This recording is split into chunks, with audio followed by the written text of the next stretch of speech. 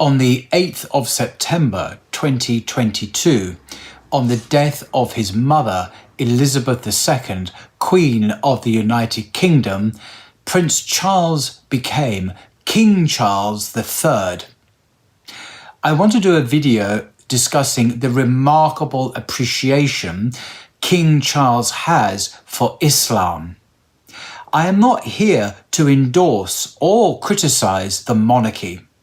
I am just highlighting the refreshingly positive writings and statements about Islam made by the new king when he was Prince of Wales. I think it is a matter of considerable public interest to know these facts. In a speech entitled Islam and the West, given at the Oxford Centre for Islamic Studies, he said, and I quote, "It is odd in many ways that misunderstandings between Islam and the West should persist.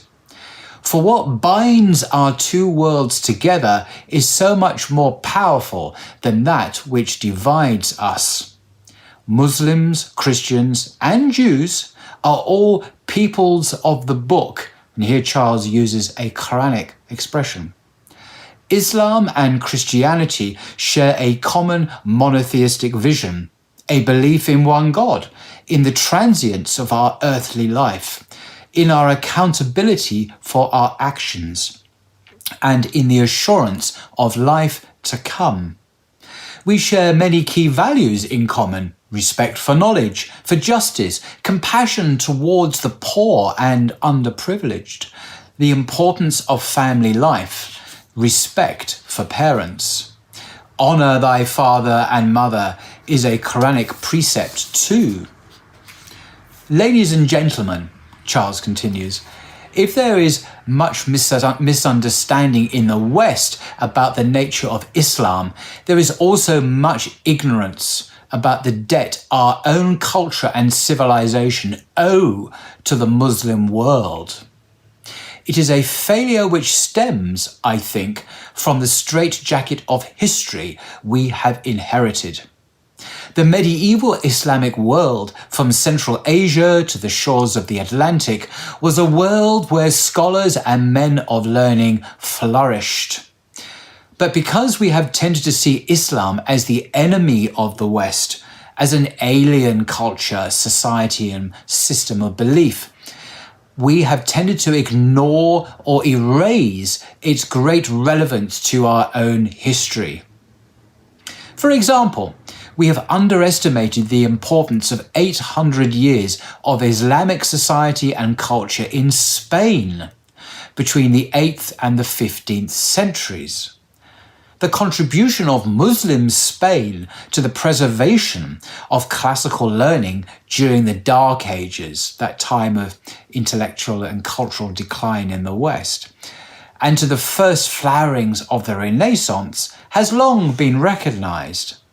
But Islamic Spain, said Charles, was much more than a mere larder where Hellenistic knowledge was kept for later consumption by the emerging Western world. Not only did Muslim Spain gather and preserve the intellectual content of ancient Greek and Roman civilization, it also interpreted and expanded upon that civilization and made a vital contribution of its own in so many fields of human endeavor. In science, astronomy, mathematics, algebra, itself an Arabic word, law, history, medicine, pharmacology, optics, agriculture, architecture, theology, and music.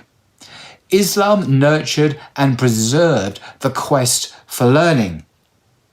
In the words of the tradition, the ink of the scholar is more sacred than the blood of the martyr. Cordoba in the 10th century was by far the most civilized city of Europe. We know of lending libraries in Spain at the time King Alfred was making terrible blunders with the culinary arts in this country. It is said that The 400,000 volumes in its ruler's library amounted to more books than all the libraries of the rest of Europe put together. That was made possible because the Muslim world acquired from China the skill of making paper more than 400 years before the rest of non-Muslim Europe. Many of the traits on which modern Europe prides itself came to it from Muslim Spain. Diplomacy, free trade, open borders, the techniques of academic research, of anthropology, etiquette, fashion, alternative medicine, hospitals, all came from this great city of cities. Medieval Islam was a religion of remarkable tolerance for its time. Now, this is an insight that Charles makes, which is rarely appreciated in the West, and I'm glad he is aware of it. Medieval Islam was a religion of remarkable tolerance for its time, he says, allowing Jews and Christians the right to practice their inherited beliefs and setting an example which was not, unfortunately, copied for many centuries in the West. The surprise, ladies and gentlemen, is the extent to which Islam has been a part of Europe for so long. So Charles here is saying how crucial it is we understand Islam is a part of European history. It's not kind of an alien other from immigrants. It's part of the intrinsic history of Europe itself. First in Spain, he says, then in the Balkans, and the extent to which it has contributed so much towards the civilization which we all too think of wrongly as entirely Western, i.e. non-Muslim. Islam is part of our past and present in all fields of human endeavor. It has helped create modern Europe. It is part of our own inheritance, not a thing apart. More than this, said Charles, Islam can teach us today. So this is the future king saying what Islam can teach us as a non-Muslim country, England, Britain. Islam can teach us today a way of understanding and living in the world which Christianity itself is poorer for having lost. At the heart of Islam, and this is a great insight that Charles is making, I think, at the heart of Islam is its preservation of an integral view of the universe. Islam refuses to separate man and nature, religion and science, mind and matter, and has preserved a metaphysical and unified view of ourselves and the world around us. End quote. That's just a fraction of the speech, by the way. I'll link to it in the description below. In another speech at the Sacred Web Conference, now this is a Sufi Islamic kind of conference which you can read online. Interestingly, he praised a book by René Guénon, The Reign of Quantity. And here is the book itself. I do recommend it.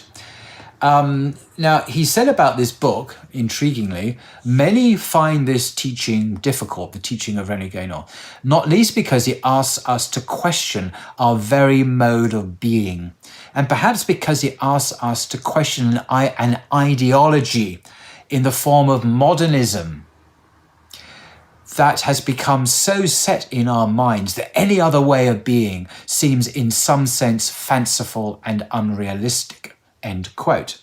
Now, what's interesting is René Guénon was a French Muslim convert. He was a mathematician, brilliant man in Paris. He converted to Islam, moved to Cairo actually, and was known as a traditionalist Sufi. Charles clearly agrees with many aspects of his worldview. If you read the speech, you'll see other examples. He also quotes approvingly some of the works of Professor Syed Nasser. Syed Nasser is a very prominent, now American professor in the States. He was originally Iranian, brilliant individual. Also Martin Lings.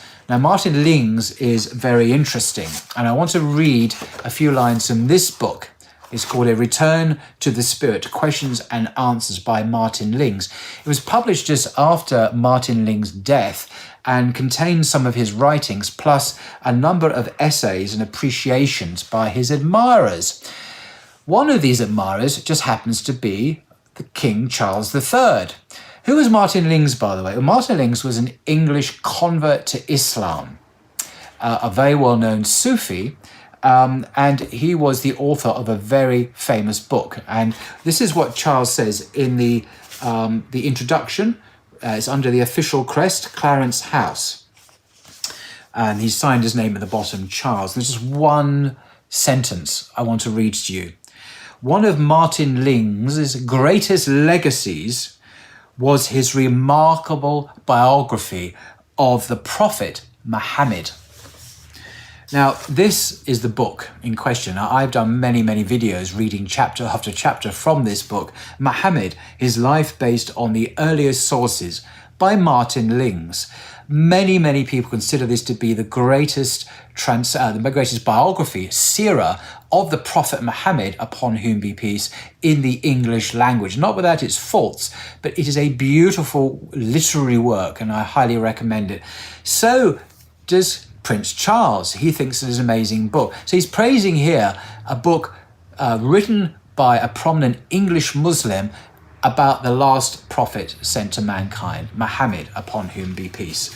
So that's what Prince Charles thinks about that book. It was remarkable. But Martin Lings, as I say, was a convert to Islam. He died some time ago, and a very prominent Sufi. So clearly Charles is attracted to Sufism rather than other forms, other expressions, I should say, of Islamic spirituality or teaching. Now, just in conclusion, to be clear, I am not saying King Charles is a closet Muslim, but he is clearly literate in some aspects of Islamic thought and metaphysics. This is unparalleled in the history of the British monarchy. I am also not suggesting that Muslims as Muslims should back the new king. My intention in this video is simply to give a glimpse of what he thinks about Islam, so Muslims in the UK can decide for themselves how best to engage King Charles III in dialogue and discussion. Inshallah. Till next time.